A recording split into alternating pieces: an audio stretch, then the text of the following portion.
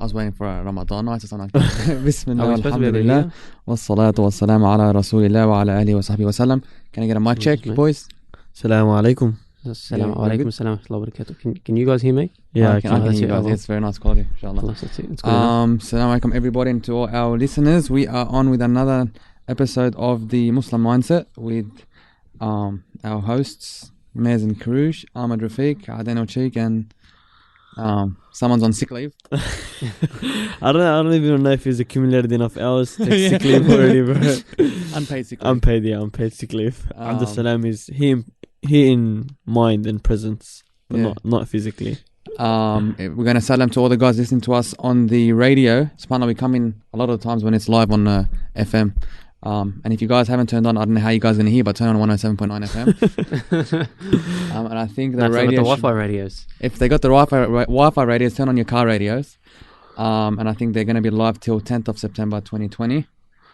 What day is it? Because of Muharram, right? We're in the blessed month of Muharram, the first month of the year, which is now we're in, you said, the 9th night? Entering the 9th night, which means tomorrow we should be fasting. And the 10th, we should be fasting Ashura. Inshallah, which is Saturday. Inshallah. And the Prophet, why are we fasting? Because why are we fasting and why are we fasting 2 days? Because the fast. Allah subhanahu wa ta'ala saved Musa alayhi salam from Fir'aun on Yawm al-Ashura. Yes. And then the Jews were fasting on that day, and the Prophet ﷺ told the Jews when he was in Medina, we are closer to Musa alayhi salam than you are, so we will fast and we'll fast either a day before or after, so we differ ourselves from the Yahud. So inshallah, may Allah accept all our fasts, because there's big reward in it, right? 1 year of sins forgiven. For 2 days. 1 year. Yeah. Arafah is 2 years. Yes. Arafah is previous and past. Previous and coming year. Whereas Ashura is... So it's like you're doubling up. Double XP weekend. Double XP, because you're doubling up on... With Arafah and Ashura, you double up, inshallah. We need it. We probably accumulate enough sins. SubhanAllah. For the year in a day. Yeah, SubhanAllah. You hear about it all the time. I feel like every time that these periods come around, the same thing's mentioned. How merciful Allah subhanahu wa ta'ala is. Like, there isn't like a month in between the two, and you have another chance to remove it. And then between Ramadan, between Jummah and Jummah, prayer to prayer, like you have for sure, Allah. You have constant opportunities. Like you don't get a chance to sin, subhanallah, even though we still do. But like you do get a chance to, but you get many chances to redeem yourself. Yeah, and like it's not just in fasting and prayers and everything. Like even on the other months, there's Ayyam al-Bid and so on and so forth. Which, on the topic of fasting, Muharram is one of the sacred months, the 4 sacred months. So if you can, inshallah, fast as much as you can. Yeah, boys, as we're still early in the month, so but fast just other than Ashura. Fast your Mondays, Thursdays, your Ayyam al-Bid, which coincidentally, if you're gonna go hard, you're gonna go hard. So you're gonna fast tomorrow, which is, if you fasted today because it's Thursday, then tomorrow because it's the day before Ashura, then Saturday because it's Ashura, then Sunday because it's the day after Ashura, then Monday because it's Monday, then Tuesday, Wednesday, Thursday's Ayyam al-Bid again. So Ramadan, bro. You know, I just come back the whole month. It's a strong run of fasting if he's wanna make the most of it, inshallah. But yeah, let's move on. I guess episode 3. Right, it's 3. Quick, man. Episode 3. First one we didn't go through much content, but episode 2 and now 3. Well, what did we talk about last episode? Give us a recap. I think the chapters will trigger our memory. Were basically they will not benefit. They will not benefit. In regards to people that don't want to take the advice, won't take the advice. Yeah. People that don't want to exert themselves to become better, won't exert themselves to become better. And you get what you put in, basically. Yeah, that's pretty much it. Like it. If you keep doing the same thing, don't expect different results. Yeah. Who taught you that one? You want to know the Confucius. Honest truth? No. You want to know the honest truth. Like Kazib Ali, but tell me. No. You're gonna be like Adnan is like stalk on another level. It was like someone's WhatsApp status.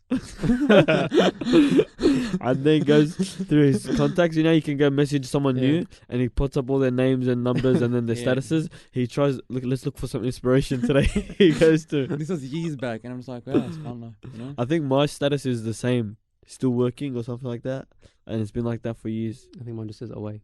Because you don't want anyone bothering you. Default. You're such a hard man to get in contact with. I've turned off the thing that shows if I've read your messages or not. Yeah, I know you have. You're a snake. Oh, that burns me. And I've even turned off the one that says whether you're online or not. How do you? I don't even know how to do that. It's like I always tell people, it's a sacrifice. If you do it, you can't see if other people have read your messages. But I don't care, to be honest. As long as people don't read mine. Okay, so if you can't. You can't see if I've. Okay, good. Man, I can ignore him. I told you, it doesn't bother me, to be honest. So it's all good. You're a snake. Yeah. You gotta just get a personal assistant. Ahmed, bro, can I borrow your thing? I just leave him on red. I never read the message. To be honest, he ignores me anyway, even though he can talk. I always reply. Yeah, alright, bro, come on. Come on, man. That's something I pride myself in. Always replying. He does.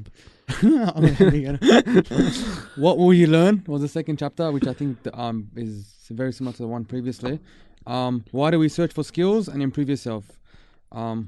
Basically, why am I talking to myself? But why are we searching? They're very similar, I think. They are. Even this month's reading exercise, I guess you can call it, ties in very closely to everything else. And I think that's why we chose to. That's why when we picked the chapters to do next, on our next session, we chose similar chapters, so it's not very different. Yeah, it's good. It's not something too intense, you know. We're not asking for a revolution or someone to change from A to Z in one step. It's A to A minor to A but A to B to C, so on and so forth. One step at a time. If we can fix one thing in this month, till the next episode, and keep that with us until the next episode, and so on and so forth. Come Ramadan, you fixed 11 or 12 things, and then you can, I always keep in mind, they say, to know if your Ramadan is accepted, you assess whether you've become a better person, changed, or if you fix 12 things that have made you a better person, then inshallah that's through the barakah of your Ramadan, and so on and so forth. And I think everything, as you're based on what you're saying, everything comes slow. Remember, I think yesterday when Hamza messaged on the other group we had, he's like, we do another external reading, another book, me, Ahmed, and a couple other boys. And then, we just do it a week. And I think Ahmed in the same boat as me, it's hard. So sometimes, the day before, you just read, you just merge it all in and you just read. Just so you don't fall behind. Yeah, just so you don't fall behind. And other days, you do it on track. And then Hamza was saying basically, bro, we've been doing this for 13 weeks. I took a step back and what, already? 13 weeks. We finished a 600-page book. Yeah. I would never have.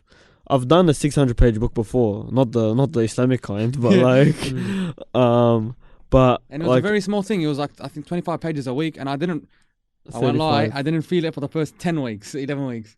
That's we were doing 5 pages a day, 35 pages a week, and then we discuss as boys, we get together or we chat over the phone on Zoom. Now everything's on Zoom anyways, but it's good, and it's like we just mentioned, it's all slow and steady steps, small steps are better than no steps, as good old Dave says. I'm just gonna get up and leave, bro. Who's Dave? Chime in, doesn't matter, Dave's a good friend.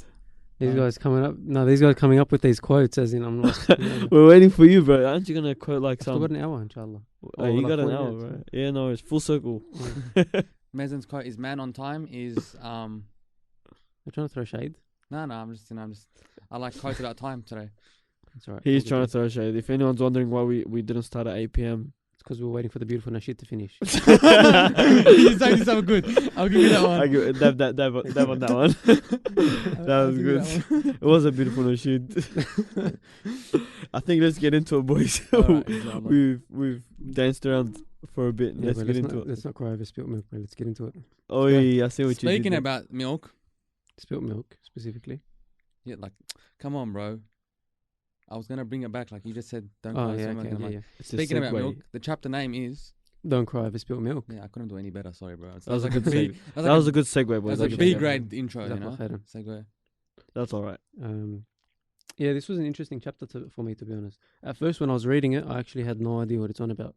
Because it was talking about some guy walking in and then green turban, red Oh turban. my God. I was waiting for someone to bring up that story because I don't know if any of the listeners read it. That was the weirdest story. Before we get that, I've highlighted. So I don't know how you guys go to the book. Before we get to that thing, I highlighted something beforehand just so we don't forget it. Basically a phrase that I like, just so we can one-up Mazen again. The wise ones know that changing habits... Wait, before you get to that, I had a quote before... No, go for it. Go. The wise ones know that changing habits is easier than changing clothes.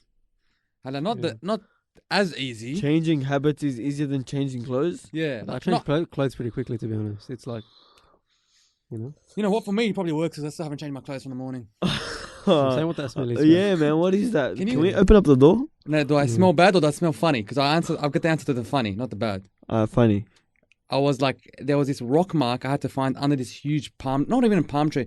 You know, like it's like a palm tree, but it's on the ground, so there's no real root. I don't know what it's called. So it's got Aren't all palm trees on the ground, Moses? It's No, uprooted, no. Yanni. Like there's no stalk or what do you call it? It's like What- the, yeah, the, trunk, the top of the palm tree is straight away in the ground. yeah, Okay. okay. And there was this mark like right beneath it. So I was fighting it and like hacking away at these leaves trying to get beneath it. And as I was hacking out these leaves, like honestly, like as if water was coming out of them. And it was like so sticky. My hands are still sticky. I was like, subhanAllah, like this plant that you don't know what the heck looks like. And it's like all this juice coming out of it. It was so weird. So you got But it's bashed. like You got bashed by a plant. To be honest, I did both my scars. Battle scars. Battle scars. Pissed me off. 1 hour. Yeah, so Anyway. changing habits is easier than changing clothes. I don't know. That's for me. It's a bit of a stretch. Yeah, No, okay, one I second, feel one like that was a bit of a stretch. Okay. That's why I didn't actually highlight it in my notes. I Oh. feel like that was a bit of a stretch. What Andre he says, they are under our control, basically. So like Mm. changing habits is within our control. You know, it's not something that's impossible.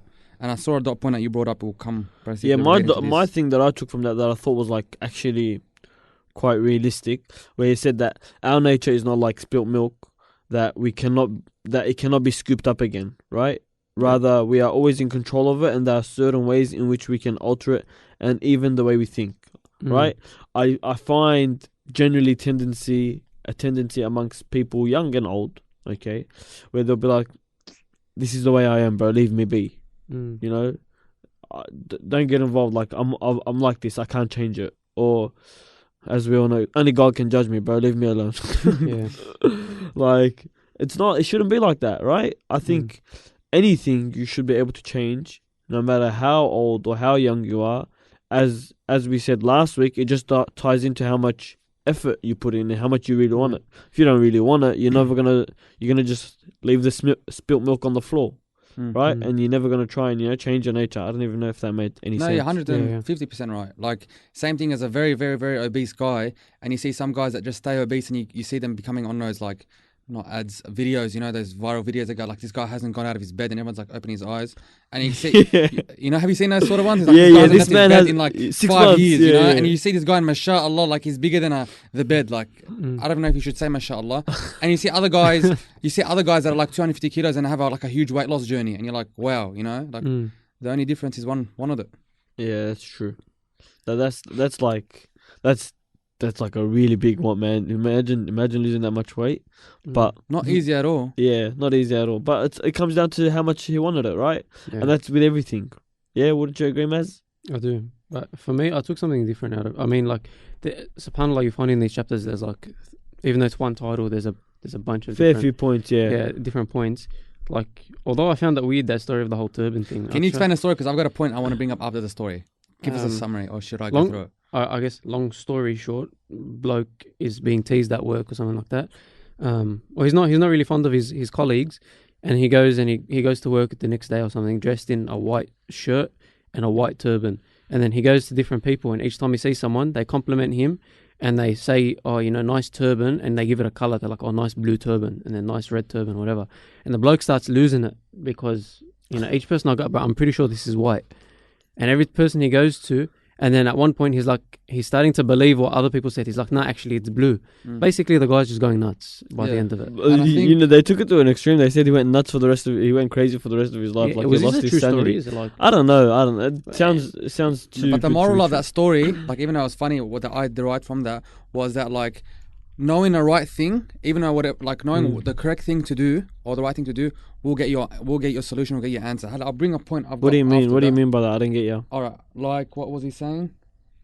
Yeah, so I highlighted what marvels do you think one could perform after studying and absorbing particular skills? So their skill of joining together and knowing that we're going to poke at this guy, what they wanted, they didn't like, and got him to go insane, But from face value, they were complimenting him. They didn't do anything wrong. So like, oh, we're complimenting you, nice turban, but it's different color.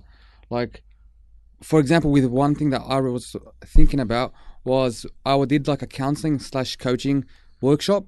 And a guy came from overseas, some fancy guy, and he was like, they're teaching us a difference between different things like counseling, mentoring, and coaching. And then what coaching is literally is, even though he gets so many results and you see people pay millions of dollars for him, or not millions, but people pay so much dollars for coaching and this like sort of skills, is just to be quiet and listen. So literally, and then I took that advice and he showed us, like for example, he would interview someone and say, okay, open up, talk about whatever you like that you don't like in your life, you know. So someone would, for example, talk about a relationship they don't like, for example, with their husband or whatever it is, you know. And then they would go on and on and on. And if you just didn't reply and just ask the correct questions, they would come at the end of that with a solution. You know, so for example, he did it on me where I was complaining about work as usual. Standard. He was complaining about work, and then after he would just ask the right question. So what don't you like about your work, for example? And I'd go on another tangent, and he's like, do you see yourself, why do you not like this about work? You know, all these questions. And at the end, he's like, do you really want to be working there? You know, and at the end I realized I didn't want to be working there, you know, and that was an answer I had to make. And it came not with his advice, not with anything he did, just by listening. And you find, I'm talking too much, but you find when you hear out someone try it, when someone's talking to you on a D&M, and if you stay quiet, like even though they feel like they finished the sentence, if you stay quiet for 10 seconds, they'll keep going. Start again, yeah, I know. You know, and that's the thing, because they had the extra on their mind. They wanted to answer, you know, and maybe they're waiting for a response, and when they didn't, they kept continuing with their honesty. Do you ever get those people where you try and jump in and then there's like it's like they don't even breathe? Sort of like now. Sort of like now. I knew you guys weren't, so I was keeping going, you know. No, that's another one. You're like, man, this guy's going to turn blue soon. Like, he's not even taking a breath. Try it, Ahmed. Next time you talk to someone and it's like upset or whatever, they're... Yeah. Don't you cry on my shoulder every Sunday? I didn't want to expose myself. That's why I said someone. That's a good. Be patient with them, and you'll see they just keep going on and mention all sure. I've been on the receiving end and the giving end of that for sure. It's definitely a thing. But I don't know how you took it from that turban story, but good job. It's a good life lesson regardless. What could one perform after studying and absorbing particular skills? So that particular skill I learned of being quiet and listening helps. You know, yeah, that's the same thing we were saying. Like, subhanAllah, you can get a million different points out of one thing because everyone has different life experiences. I think for me, it's like, you know, how a person, again, if I'm going to tie back to the title of the chapter, Don't Cry Over Spilt Milk, you know, what I was thinking about is how a person takes, or, you know, their mindset towards a certain situation. Like how it can either go one way, or if you actually had control or discipline over your own emotions or whatever it is, you would be in a much better place, right? Like a super simple example, today, right? I felt, you know, this whole week I've felt super overwhelmed with work. And then, you know, I feel like I'm doing everything, you know, in a team of like 20 people. And then at literally one point during the day, this guy jumps on a group convo. He doesn't like the way I've done something in the work, and then I'm going back and forth in a D&M. Not even D&M, it's a group chat, and my managers and my bosses are in there. And then the bloke starts going passive aggressive, and it's like, oh well, anyway, you should have come to someone more experienced. It's okay if you don't know how to code. And bro, like, I was like, you know, the thing is, I knew that the solution that I gave was actually a recommended solution in like documentation. Like it's there. It's a documented solution from Apple, for example, right? And I'm like, do I send this link or do I hold back? Do I send this link? I didn't send it. Oh no, man! I know. Give me his number. Bro, I stared. Honestly, 75 messages, and this guy's he's talking to himself, right? He's just messaging, and I'm like, well, I started to tense up, and I started getting really heated. And I'm at home, like this is over like a computer, so we're not even in the workplace. And at that point, yeah, I'll be honest, it actually like ruined my day from that point. And I messaged my manager. I'm like, you know what? You can go deal with him. I'm not going to message. And somewhere during the day, I thought to myself, I'm like, why am I letting this bloke like change my entire mood? And this person, I think I might have even spoken about him in another episode, but this guy's always... he's a culprit. Like, the thing is, everyone knows he's like this. You know what I mean? Everyone knows he's rude, whatever. So I'm like, why am I letting something like that get to me? I know that I'm not at fault. I know I haven't done anything wrong. But subhanAllah, just, you know, one person or one event was able to change my mood. And I admit that it shouldn't have been like that. You know, I should have probably not cried over spilt milk. You know, what's a person's comments? It's similar to this whole turban story. If the guy himself didn't let all of this stuff get to him, perhaps a different mindset might have... You know what? But with this... Even though I found the story like pretty ridiculous, I'll be honest, it was just so funny about turban. It's random. It doesn't make sense. So random, right? But on the note, right, of letting one person get to you and this story with this guy, he didn't actually let one person get to him. That's true, yeah. You know, he didn't let two people get to him. after 4 people or 3 to 4 people, that's when he really got to him. Which one highlights quite a few things.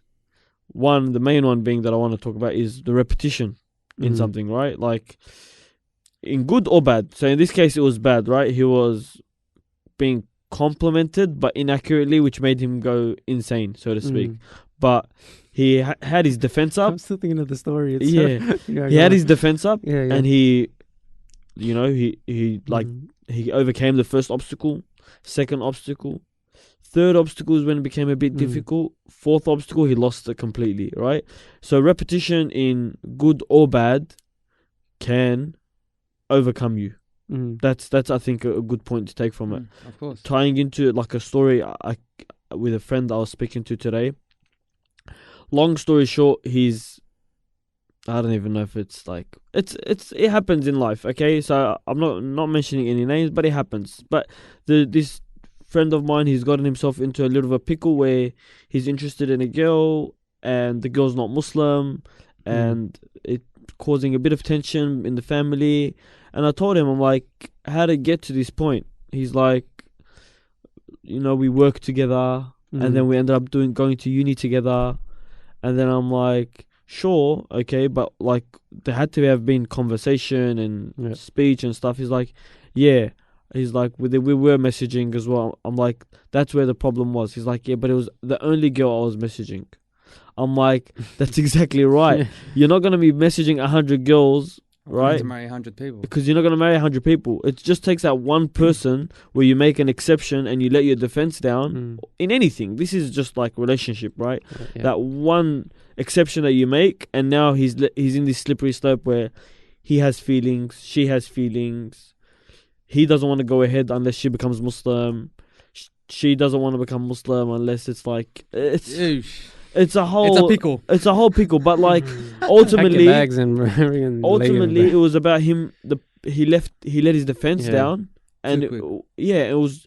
He had his defense up for everything else. No, I'm not going to message 100 girls. No, I'm not going to go out with them. No, I'm not going to do this and whatever. But just one thing, broke him down. And now he's in a really difficult situation. Just advice on that. I don't even know if that really ties in, but like, no, it does. That's my. For example, I think a lot of us will see it. For example, anyone on social media, and I'm bringing this point on purpose, so if inshallah young guys can relate and not do so. Like you'll see them, for example, not have any females at all. They start very religious, out of shore, and then I see it, and because I as Ahmad knows, I overanalyze everything. You see it, like it just starts off with one ad, for example, their cousin, But even Islamically, that we shouldn't have our female cousins on like social media or interacting with them. And he starts off with that. Then he starts off with one person a girl from school, for example. And then khalas, I've added one, add 2, 3, and then there's the hundreds of people added on their thing, So just as long as you keep that guard up from the start, it will never happen. But it's just that slippery slope. You make the exception once, and khalas. I feel like we're not really tying into the chapter anymore, but it's still good regardless. But it reminds me of the story of Barsisa. I think I've mentioned that multiple times. But I think, should we move on? Segue into the next thing? Just the ending point. I guess we'll read the summary point. Basically, he says the hero is the one who goes beyond his ability to improve his skills until he becomes able to improve and perhaps even alter the skills of others. All right? So, on the flip side of where something bad can cause you to go down a slippery slope, if the repetition the repetition in doing good, like you might not necessarily become a scholar, someone who has good manners, who does X and XYZ every day or every week or whatever it may be, but slowly start and you move forward and go like that. Like I was always, you hear these stories of people that wake up and pray tahajjud all the time, every day, and so on and so forth. And after 20 years, they feel the sweetness of it. I'm like, man, imagine praying for 20 years, like every day. I'm thinking to myself, what makes me think that I need to do it every day? There's no set law that I need to do it every day. It's like shaitan convinces me to go from either 0 to hero. It doesn't let me think that there's scary step 1, 2, 3, all the way up to 100 in between. So what's preventing someone from, for instance, who wants to aim to achieve tahajjud every night, whatever, just saying, I'm going to pray tahajjud regularly once a month, once a month. A set day, I'm going to wake up an hour earlier before Fajr and just pray Tahajjud once a month or once a week or whatever it may be. So repetition in good, as these guys repetitively done bad and made this guy change his nature, repetition in good can help you change your nature. And that's all it is. Just repeat and slowly increase. Don't get stuck either, but just repeat and slowly increase and better yourself. We know that. Yeah. I've got a point I wrote down for this we can pretty much relate to. I was saying basically we get the same results if we do the same thing. Like for example, with our, you know how we used to do this in Ramadan, every Ramadan. How many times did we try to do this and nothing really worked until someone took the step? You know, because I think that the one of the points I highlight, if you tell me you can't, I whoa, blah, blah, blah, blah, blah, blah. You're right there. No, sorry, that's the problem. He glitched So out. he was glitching. I was just reading quickly. Malfunction. We got repetitive. Like we found that we kept getting repetitive. That's because we kept doing the same thing. You know, kept coming on, and you know what, just like winging it, for example, or we're talking about the same topics, and only till we tried solving it and getting structure that we are here. Alhamdulillah. Bez, I think you had a point? Or I was just moving on to chapter 6, I guess. We'll move on to the next chapter, but just the point that you mentioned I was just going to validate that with the hadith, where we know that the best deeds are the consistent ones anyway. Of course. So small but even if they're consistent. small, the consistent ones. And small deeds never overlook. Yeah. I don't know, wasn't one of the quotes from last month about the pebble, standing on a pebble looking up at a mountain? Man, my memory is really bad. Yeah, it's horrible, bro. Yeah, it's horrible. The next one is one small step for man. Is that what they're talking about? No, but okay. You know, like one Just small give step. Adnan his moment of glory. You're not going to climb the mountain without a small step. That's true. But I could take a big step and climb it too. Yeah, but you got to take a step. All right, fair enough. Anyway, be unique is the next one. Because why do you have different chapter names? I got stand out. No, it's be unique. Well, I got stand out. All right, stand out. That's because Right. That's because you're trying to stand out. And we're trying to be unique. So we got different chapter names. No, you didn't get it. I got it. Okay. I'm standing out. I had be unique as well, and it was a chapter on, I guess, interpersonal skills. Really, in amongst you and anyone, really, anyone you deal with. Yeah, it's interesting because I feel like even though he talks about how your different skills, different interpersonal skills can lead to different benefits in your life, but I feel like the title in itself is probably the factor, right? Let's say this is the thought that I had. I watched a video not long ago where there was this teacher in a class, and it was like a primary school teacher, and she was dressed up in a costume of like a shark or something. Baby shark. And that's what she was doing. Yes, right? What a guess. And she was practicing this.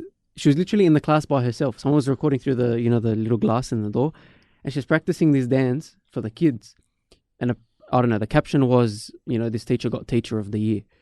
And you notice that she put in for teachers like that, they exist. There aren't a lot of them, right? That it's not common, but there's always, like, for example, that one teacher in a school that students will remember, like, that teacher because I know that they did this, this, and this.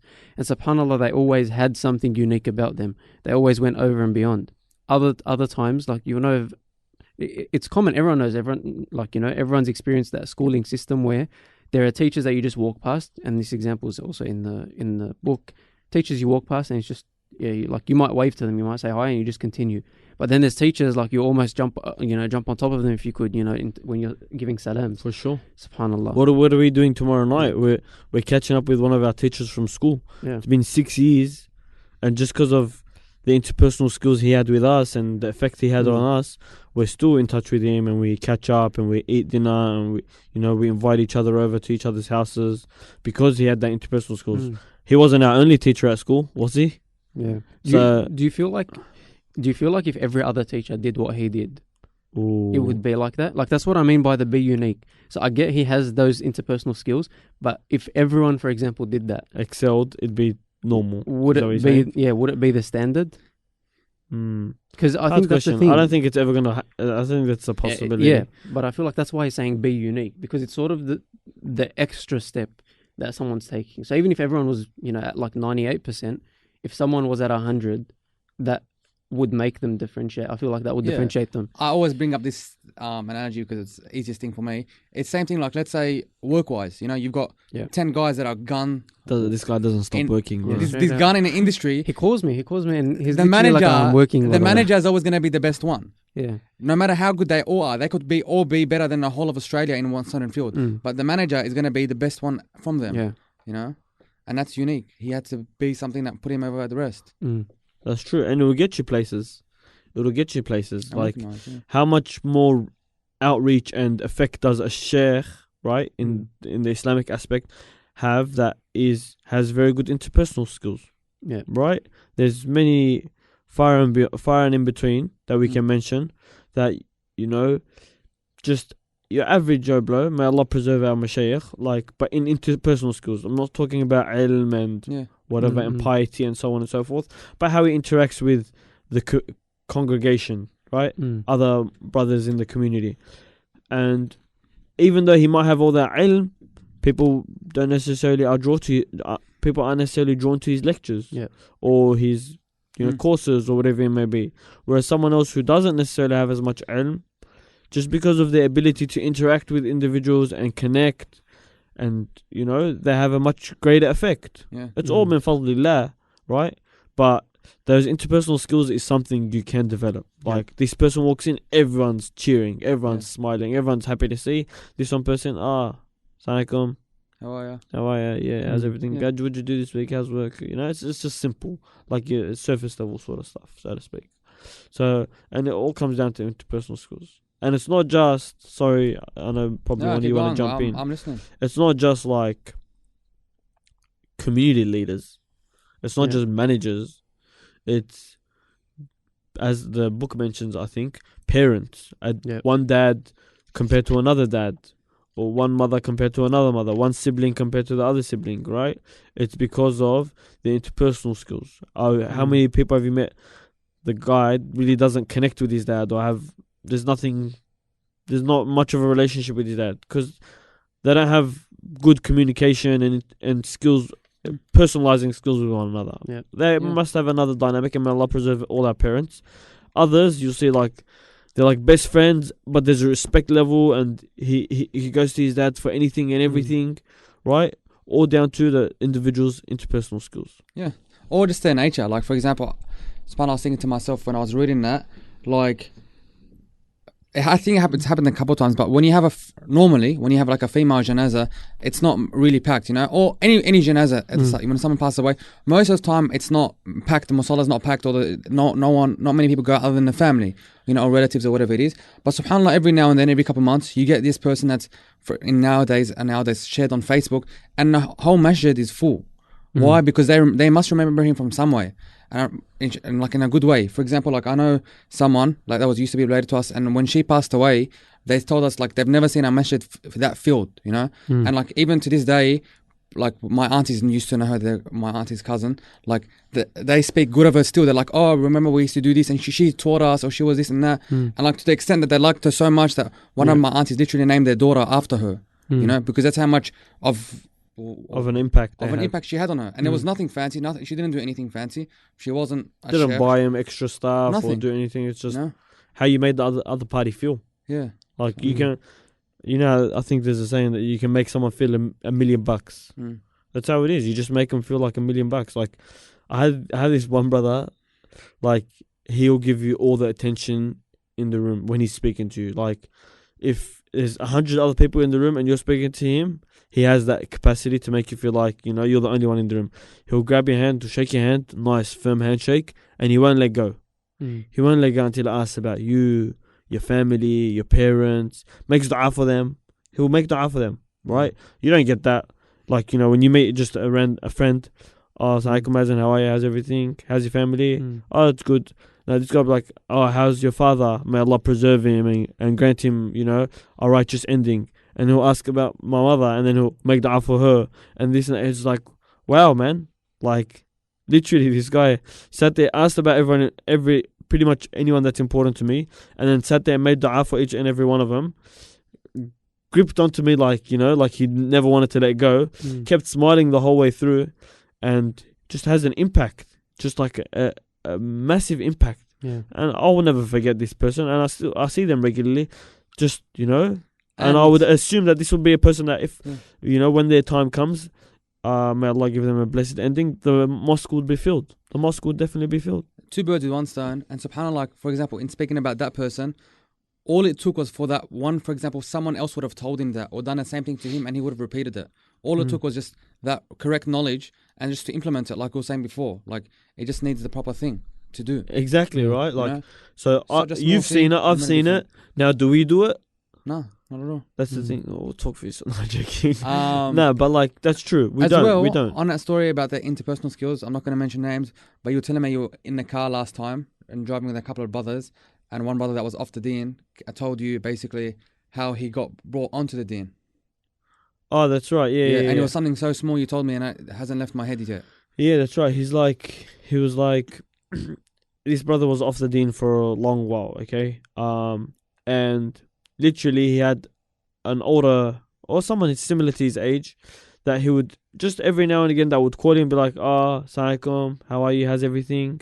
Just checking up on you, if you want, let's catch up, whatever it may be. I don't know the details of what exactly he would say. But then every now and again he would call. And this brother that he would call, like, he had hundreds of friends they would see all the time, family, whatever it may be. He went through a phase of thought, I don't know what your down moment, revelation. He was down in the dumps, and he just started thinking about life and so on and so forth. And he literally couldn't think of anyone else to call, not his dad, not his mum, not his best friends that his so-called best friends. He literally called this guy that would every now and again just call him, because he was so genuine in his efforts, and he was so consistent. It wasn't just like Ramadan to Ramadan or Eid to Eid. He would regularly call him just to check up on him. How's everything? Let me take you out to dinner, right? Out of pure intention from him, Allah alam. And all it took was that, and now this brother, alhamdulillah, is on the deen, and he's doing amazing works himself. And a lot of the community knows him. And all it just took was that consistency, that interpersonal skill, that, sincerity in that action. SubhanAllah. It actually makes a difference, like one small action like that. For sure, man. Like, for sure. I think we've all experienced it. Now it's just, can we not cry over spilt milk that we haven't necessarily done that? Let's find out or start incorporating that into our lives somehow. Well, I found that, like, if a friend calls me, random friend just calls me and checks up on me, I'm like, wow, that's so nice of him. I have a friend that I went to Umrah with years ago. He lives in Melbourne, now he's in South Australia. Every now and again, he'll actually call me. I feel like crap because I didn't call him myself first, but it's just like, man, this guy's such a good guy. You know what I mean? Like, even if it's not like every month or every week or whatever it may be, but he calls me and he messages me and checks up on me and asks about my family and so on and so forth. And he lives thousands of kilometers away. And it makes me feel like $1 million, like we said. All it takes for us is to start with something like that. Just every now and again, call someone you haven't spoken to in a while and do it regularly. That's one thing now that you, Mazen, Adnan, myself, and whoever else is listening, we can incorporate that into our lives. Every now and again, just call someone and just check up on them. Ask about them. My cousin, told me, like, basically, as he drives home, he'll just call. We've got 5 aunties, 2 uncles, and they're married. So it's like every time he drives home, he just calls one of them, and on his way home, and just checks up on them. And like even here and there, he calls me and checks up on me. Like, I'm like, do you need anything? Like, when I first answer the phone call, because like, wow, with relatives, with people that you don't get often on a phone call, you're like, all right, like, he probably needs something. I'm like, I'm down to help. It's fine. Like, do you need anything? What's wrong? He's like, no, I'm just checking up on you. Is everything all right? I'm like, yeah. And then tomorrow he messages you, bro, I need $1,000. He'll get the $1,000. Yeah, for sure. If he's that sort of person, why not, man? For sure. I actually, one thing you guys can do, I don't know if you do, all my aunties and uncles, bar one, are overseas. Okay? Now, it's hard to maintain a relationship with someone overseas, but at the end of the day, they're my aunties and uncles. So I literally have a reminder on my phone, a monthly reminder, and I speak to them more often than that because my parents will also call as well. But that's my monthly reminder where I will go out of my way to call them when I'm by myself. I wouldn't call when anyone else is there, not because I don't I'm speaking about anything private, but so they know and they feel that I'm calling them from my own time. Yeah, where it's not like, oh yeah, Hikima, he's next to me. It's not. That's it. It's not like one of those ones. Oh, here, so and so is next to me. Let's chat. Like you want to offload it quickly, and I'll chat with them for 7, 10 minutes, 8 minutes, whatever. And my auntie will be like, you know what, Ahmed, I look forward to these calls because you're one of my only nephews and nieces that calls me regularly. Wallah, and she makes dua for me all the time. All my aunties and uncles do that, and it's just literally once a month, like. Every now and again, even more, but like minimum once a month, and that's all it takes. And now I'm like, I'll be there in their eyes. You know what I mean? It's simple. Make out insurance. Make simple, huh? You're there in my eyes. Thanks, too. Mazen. Do you remember all 4 of them? Yeah. Funny story. Do you remember when I told you to come help me clean out like my grandma's balconies? You know, Farah. She still hasn't forgotten ya. And like when we left, like she told literally when I went to Lebanon, like, no, you and your friends are so cute. You guys helped clean your grandma's house. I'm like, what? That was like 3 years ago. Like she put the whole. Allah bless your grandma, man. You know? What was that? That didn't even take us much time, man. But no, we came it was like over. 5 minutes, yeah. More than 5 minutes for us. No, but that's like it matters to people. Little gesture, right? Didn't mean much to me. Didn't take much out of my day. A favor to a friend, you know, a sadaqah of sorts. And look at that. Now I've got your family in Lebanon making dua for me. Like, what would I have ever thought that? No, subhanAllah. It's Allah blesses. A good point about the story, which we can also add to what we're adding, is he was saying about how the sheikh, who's the author, basically every time he used to go to the mosque, he used to see a security guard, and he used to salam to him as he would enter and he'd leave. And once he forgot to salam to him, he was occupied with something, and as he left, and a security guard got upset. It's like, oh, did I do something to make the sheikh upset? So the next time the sheikh came in, basically the security guard asked him like, did I upset you? You left last time, you didn't salam to me. And the sheikh's like, no, nothing was wrong. I was just occupied, for example, or whatever. No, I shouldn't say for example. He was just occupied. And subhanAllah, like the thing he pulls out from this is that when our skills become a habit, people notice when we stop practicing them. Which is like even our good skills, you know, that you do something, people will realize, oh, he didn't do that to me this time. You know, is there something wrong? Is there something up? Because also another thing is what might happen, right? Is, you know, for example, let's say this person that Ahmed mentioned, he now knows. Let's say he knows that this person is going to be at the place that he's going to. Like, I'm going to a wedding or I'm going to the masjid, and I expect that this person's going to be there. He might start to develop some form of excitement. Like, he's happy that, oh, you know, I look forward to seeing this guy. Why? Because of all of, you know, the things that he's used to. And then if he does go, like, it becomes sort of an expectation, not in a bad way, but it's like, I'm looking forward to it. And obviously, if like in this example, if that security guard was sort of waiting for it because he's used to it, and then it doesn't happen, that's like, you know, you tend to notice, obviously, if you're expecting something.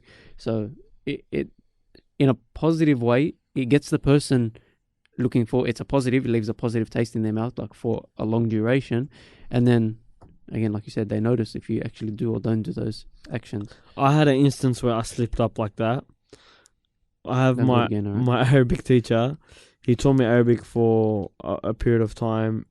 He would give out of his time early mornings, like after Fajr, and didn't ask anything from us. And may Allah reward him, you know, with Jannatul Firdaus, him and his family. And so every time I see him, I would salam, thank him, you know, ask about him and so on and so forth. I think this time was like just after Ramadan, like this year. I was in a bit of a rush. I don't know why, I can't remember. I was with my brother. This guy would be leading or he'd be whatever. I would go out of my way usually to salam to him. This time I didn't. Like, I from afar, I just raised my hand and, you know, put my hand on my chest as they do, and I was on my way. And then my brother came to me because my brother actually went up to him. Like, he went above and beyond what I did.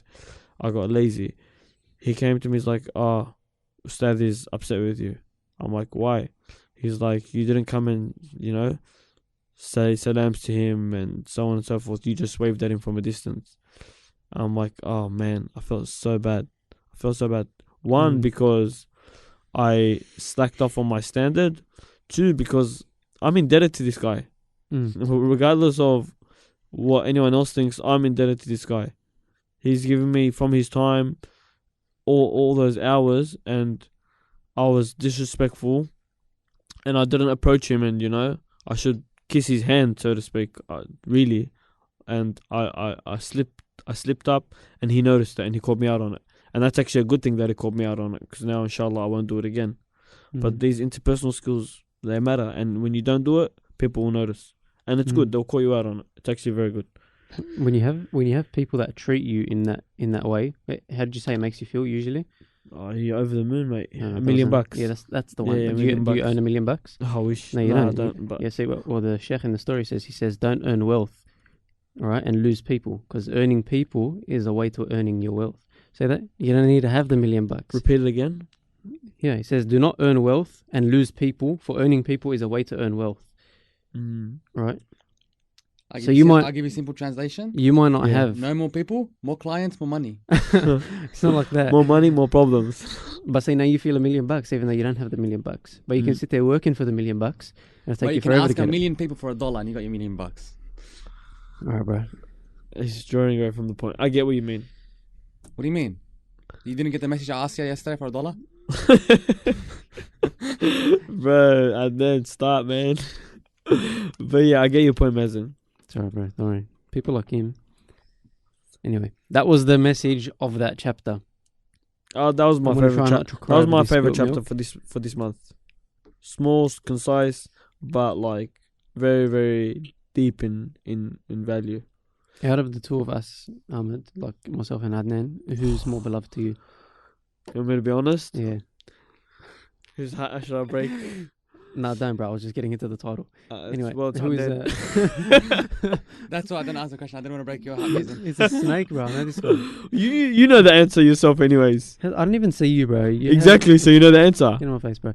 Anyway, who is the most beloved to you? Anyways, that's like 2 out of 2 for you, Adnan. Oh, I got the point. You didn't get Ahmed. Oh, snake. That's why I'm sitting in his chair. Touche. Mazen, bro, you want to go for coffee after this? No, I'm all good. I'll go with Adnan. So you will become the most significant and proficient. All right, yeah. We're I going now to repeat the remember. title for him. The title is Who's the Most Beloved to You? No, I was just reading that to myself, but I read it out loud. I forgot that people listening. We sort of spoke on this point, subhanAllah, last week, actually. Even now. Last month. Yeah, last month.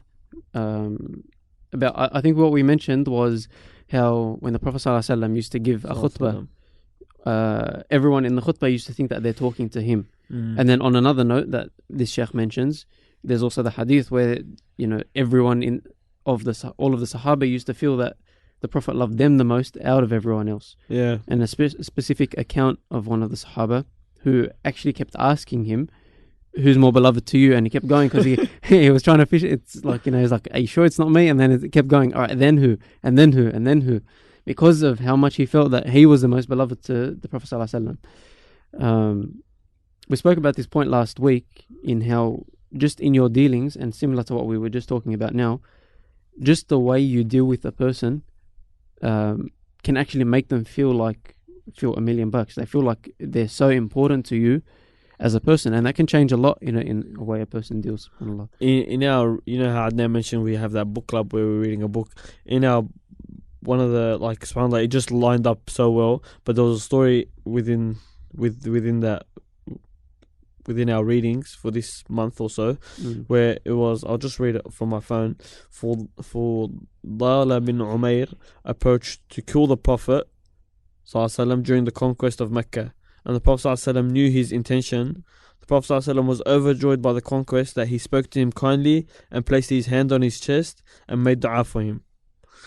When Fudala left, he said that he had hardly removed his hand from my chest when I felt that there was no one more beloved to me than he was.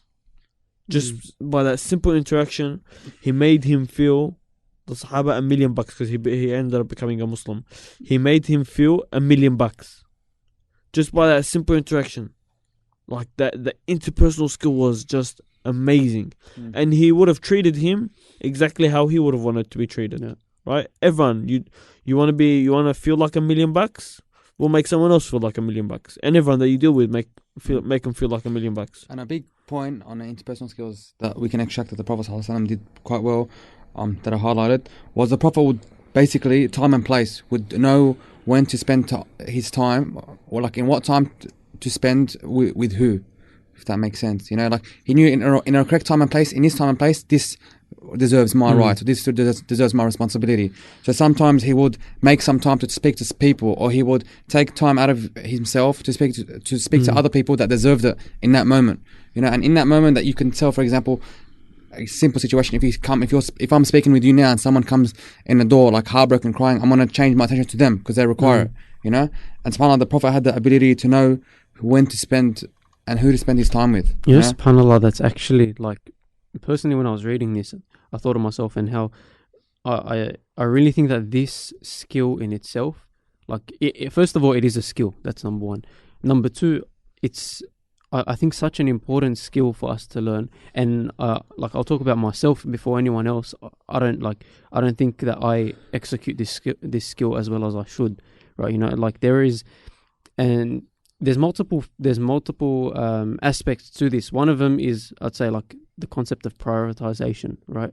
And actually understanding what deserves a higher priority. If you're going to take the religion as your guide, which you should, we know, right, what has priorities. If we actually look into the Sunnah of the Prophet ﷺ, if we look into the Quran, we're told what these priorities are. And I think it's I guess it's advice to myself and anyone listening that this is probably, if you want to go through this chapter again, I think it's a very important skill to learn, because it teaches a lot in knowing, even if you're in the house, right? We know, for example, a person might not know the priorities to the point where we know from a hadith, if you're praying a sunnah, right, and your mother calls you, instinct, like I would have, before hearing this hadith, my instinct would have been you continue praying because that's to Allah subhanahu wa ta'ala. But then when you hear about it, you know that that's not true. If you're praying a sunnah, then and your mum calls you, she has a right over you. Right? Yeah, you're right. Is it right over you? Yeah. Anyway, whatever the grammar is, for you to answer to her. Right, and getting that right with subhanAllah, there's so many aspects, whether it's when you're working, when you're praying, if it's a sunnah or a fard, is it your parents, is it your siblings? Then when you get married, you have a wife, kids, and then you have your actual work, right? Like, which of these, again, I can keep going around in circles. Point is, I think it's an important skill that is not the easiest to master, but it's very important to get a hold of. I think coming from our eyes, like, from eyes, like, kind of, you know, when someone's like, when you're younger, you're like, your auntie wants to see you, this, that, or people want to speak to you on the phone, or whatever it is from overseas. I think for me, and I think most other people would like, roll your eyes, you don't want to speak, you know, you're trying to avoid it. You're trying to think about what the weather is over there, so you can ask him as well. And then yeah, you know, but then, like, I was thinking as I read this, like, subhanAllah, like, if I was to reverse it, and let's say I was in that situation, of course I'd want my nephew to speak to me. Like, you know, like, what don't I deserve it? Like, for example, when my cousin, now he's about like 3 years old, he's over it. When he was like 1 to 2, wallah, like, he'd love me out of everyone. Like, everyone in my family knew, like, you say my name and he runs. Like, if someone knocks on the door and says, it's Adnan, this guy's like running, literally. And there's videos, like, I loved him to death. And then, like, subhanAllah, he just came to a stage where he just, like, forgot me, wouldn't even look at me. I'm like, bro, you little, like... He realized the truth. He realized the truth. He realized you weren't... Like, you weren't really all that, and I don't know what I saw in you, to be honest. I'm like, bro, like, all these memories we had, my mother, shoe, even though he's 2, and I'm like... Seems like you wanted him more than he wanted you. He's a cute kid. No, I don't like him anymore. But, like, subhanAllah, I got upset, you know, and I'm thinking, like, subhanAllah, imagine, like, in 20 years, once people have nephews and kids, like, if you put yourself in their shoes, you'd get upset. You know, and same thing, for example, with the Eid. One Eid I was late to visiting my mum because I was doing what I thought was the better thing. I was helping out with the Eid Salah, and I was late to my mum. My mum got upset. Like, she didn't get upset that I came late or that I didn't come, but she got upset that I missed the whole family on Eid, you know. And that, for example, subhanAllah, has a right on me, you know. Next time, I've prepared that, okay, I'll do my duties on Eid earlier, you know, so I can come visit my mum on time. Because, like, role reverse it. Like, of course I'd want my kids to come and spend time with me, you know. Straight out, imagine your kids sitting there like you're setting up for the family. You're looking forward to Eid with your family, and then he goes off. Yeah, makes sense. But I don't feel like people will realize it until they're in those shoes anyway. Like, you can think about it, but you won't really fully understand it. You know what? So, I'm in a Q&A group where someone asked about a question regarding that. Regarding which? The concept, he asked about this concept where, He said, Sheikh, is a concept that if you do a sin or bad action towards someone, then it will happen to you? Or in the sense, if you do something good, it'll happen to you? Like the concept of karma in the white society. Yeah. You know, and the Sheikh said that he gave, there's some hadith that do support it, but the actual, like, the whole of the response, the crux of it is yes. So you, for instance, if we, for instance, don't enjoy or don't give time of day to our parents, then don't be surprised if when we have kids, they do the same to us. If we don't give the time of day to our friends and the da'wah or anything that it may be, don't be very surprised if the reverse, when the tables have turned, you're on the receiving end this time, and you're not going to be too happy about it. Well, think back. That's because you weren't doing your part when the tables were the other way around. Does that make sense? So, as the chapter mentions, treat others how you would like to be treated, right? And that's ultimately what we've been going through. You want something a certain way, then you got to prioritize and make sure that you also deal with others that same way as well. Yeah, that's which tied in very well in terms with that topic. And the chapter actually made a note where the Prophet ﷺ said he said that the Prophet ﷺ always acted naturally. It wasn't a front he put in his public affairs, and he didn't have to try. He had this character with all. It wasn't like, okay, when I leave the house, time to put on, my nice suit and show everyone that good, show everyone that I'm living this lovely lifestyle, like how Instagram and social media is nowadays. He was like this at home with his wife and kids. He was like this at the mosque with the congregation. He was like this in the markets. He was like this at war. He was like this with his enemies, with the enemies of Islam. Yeah. He was well mannered, and he treated all as he would wanted to have been treated. Even if he was oppressed by the opposite side, he would still treat them in the appropriate way, and usually that was a well mannered, nice, respectful way. I just wrote a point. It's kind of it's like, because there was a story mentioned about how there was an enemy of Islam, and the Prophet ﷺ treated him with respect. He said he got highlighted despite all that the enemy of Islam had did, and he was on a battlefield. The Prophet met him with a polite smile and took him by his hand and led him to the Prophet's house. And subhanAllah, like if a scholar or a sheikh or a person of knowledge were to do this day now, it's nothing to do with the point, but they'd be called a hypocrite and it'd be called this and that. They would be like, why do you treat? Yeah, you sell out, But subhanAllah, this is proof that the Prophet ﷺ treated everyone genuinely and treated everyone nice, not expecting stuff from him.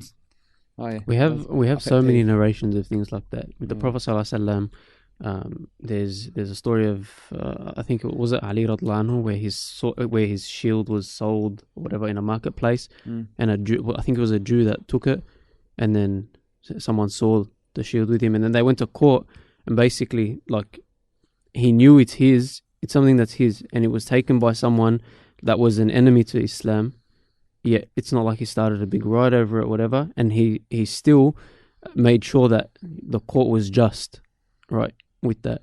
But the story that always sticks with me, subhanAllah, it always comes back. I like to use this as an example, is the Prophet ﷺ when he went to, I remember this when I actually went to Umrah, when he was trying to convert the people, when he went to Ta'if, the people of Ta'if, right, so that he can preach Islam to them, and they ended up stoning him out of their village. And he went and he was under a tree and he was crying about, like, obviously, like, you just got stoned out of a village. And I think there's different narrations over which angel it was specifically, whether it was just an angel in general or if it was Jibreel. I'm not sure. And he asked him, he said, if you wanted now, I'd be able to turn the entire village on the people, and I would like destroy that entire village. SubhanAllah, the Prophet ﷺ had that opportunity in front of him. People that just mocked him, that tortured him, they were rude, disrespectful. And on top of that, what the Prophet ﷺ cared about more was that they mocked the deen, more than the fact that they mocked him. Right, that was more valuable to him. And yet he still said, no, I don't want that. And his reasoning was, what if one person out of them decides to convert to Islam in the future. SubhanAllah, now if you look at that village, it's all Muslim people. So I think it's tying back, I guess, to which is very like a profound point, Mazen, but tying back to the topic of, or the theme of the podcast, the mindset, it comes there. That's where it originates. If you want to be how the Prophet ﷺ was, if you want to be how that certain mashayikh or that person that has that interpersonal skills or whatever it may be, it comes back down to changing that mindset, to the Muslim mindset, the Prophet ﷺ's mindset. And a note that the author made regarding this point was, if you were to start thinking of these things, like what the Prophet ﷺ done with, Ta'if and Fudala and so on and so forth, if you were to start thinking of these good actions that they've done and these good characteristics and mannerisms that they've had as an ibadah, then you'll be more inclined to incorporate that into your life. Because not only now is it just a nice thing to have, but it's also a rewarding thing to have. What is? Like the well-mannered. Yeah, okay, it's not. It's a nice thing to have for both parties, but also now for you, it's a rewarding thing to have. You're getting rewarded for it. It's an ibadah of sorts. The Prophet ﷺ was the best to his family, the best to his wives, and all this we know is an ibadah. You get a lot of these traits from the Prophet ﷺ. Like, and if you look at it, and you can keep admiring his traits. And thinking about how good the Prophet ﷺ was, and if you look at all of these traits, they're all perfect, right? But and then you get that comment like, right, I've heard often, right? But if you tell someone the Prophet ﷺ did this in an argument, right? Someone loses it, swears at your whole family, blah blah blah. You tell them to forgive them, and then if you give them a hadith, the Prophet ﷺ would have done this. Yeah, but I'm not a prophet, or I'm not the prophet. Oh, I haven't heard that. Right? It's like, yeah, but the Prophet ﷺ was perfect. How am I supposed to be like that? But it's, we're not, again, Ahmed said it at the beginning, you don't go from 0 to 100. It's not saying that, because the Prophet ﷺ did this, you have to do everything that he did like that. I'm just going to snap my fingers and you're going to be like that. But if you don't have the mindset that you want to change and be like him, you're not going to get there. It's like, in the fail to plan, that's the one.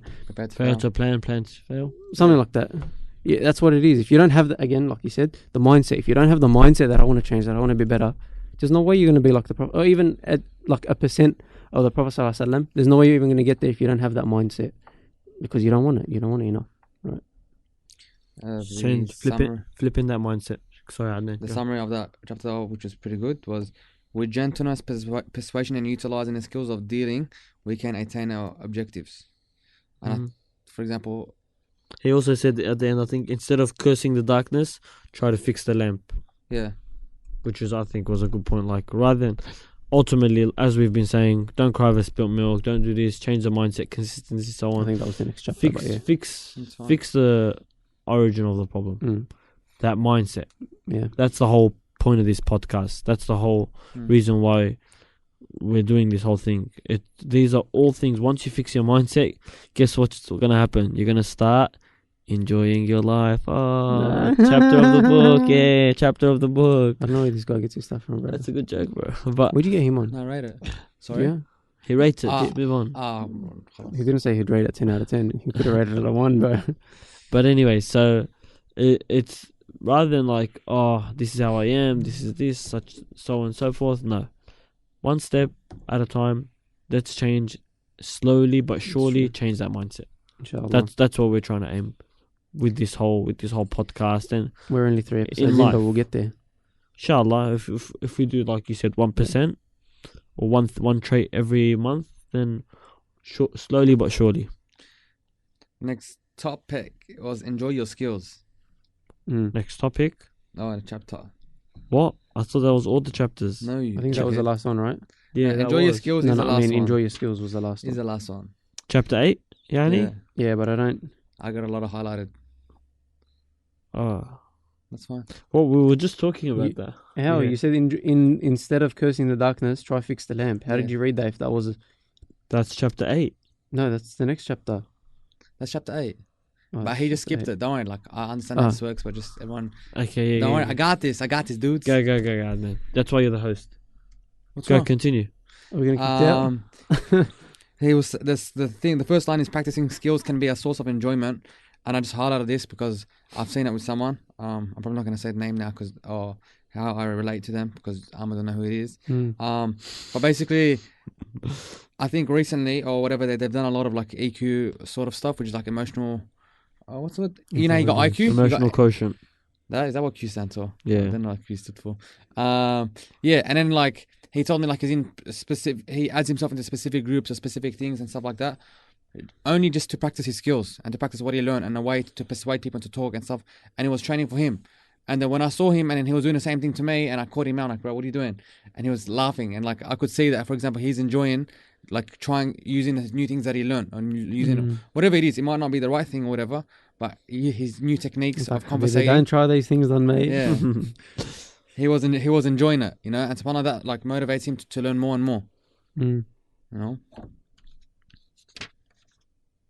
And I think on this topic, I think the narrator was mentioning a story where there was this previous. Do you guys remember? Where there was this person that was a poet, but he was a Bedouin man, so he used to write poetry. But because he was in the middle of the desert or whatever, he was a Bedouin.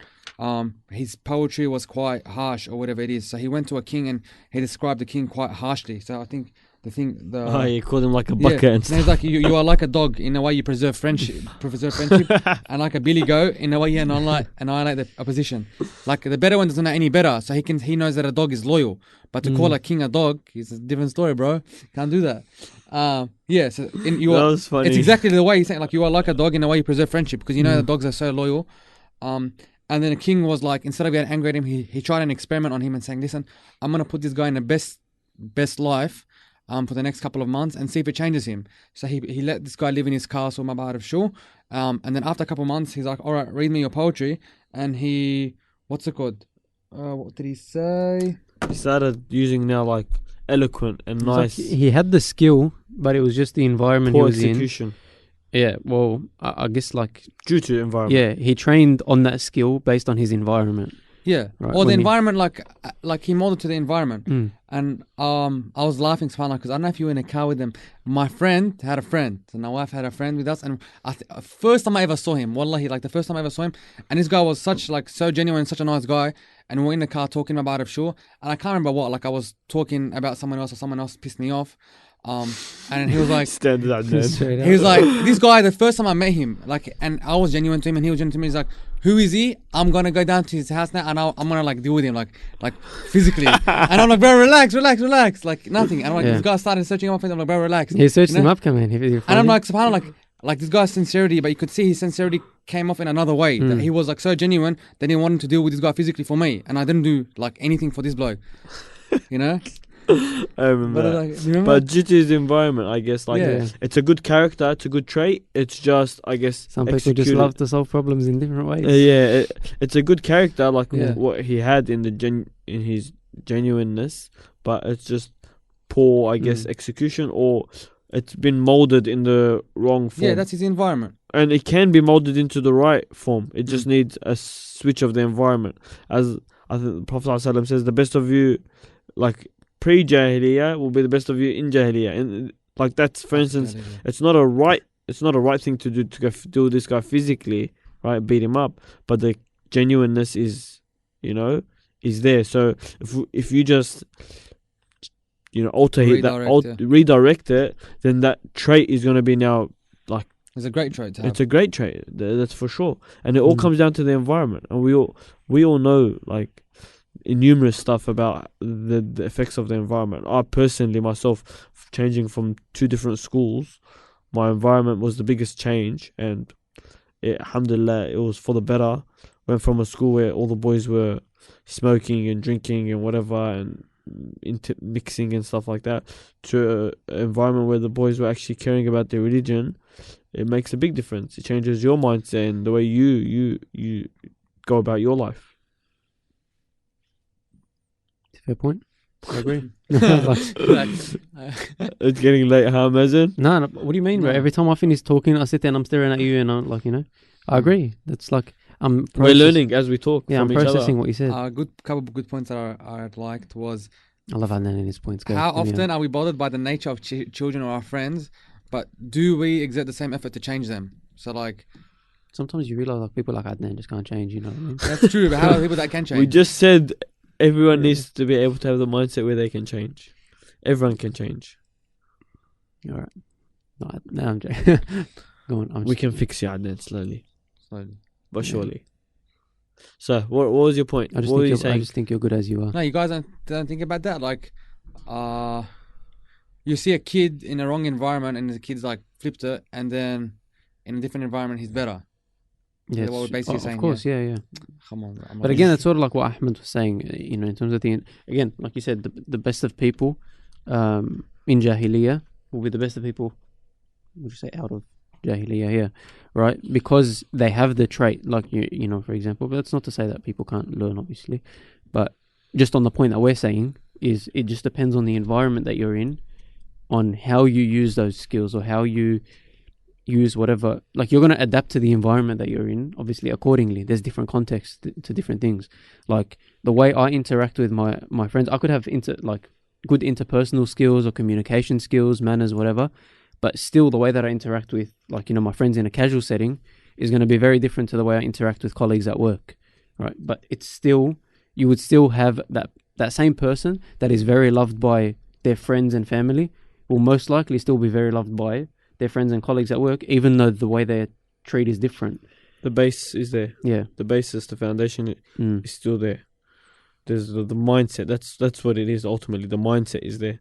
And you know how, like, on those videos they have a counter just every time Ahmed says the word mindset. Ding, ding, ding. You gotta take a shot. Take a shot. Of Zamzam, inshallah. That's what the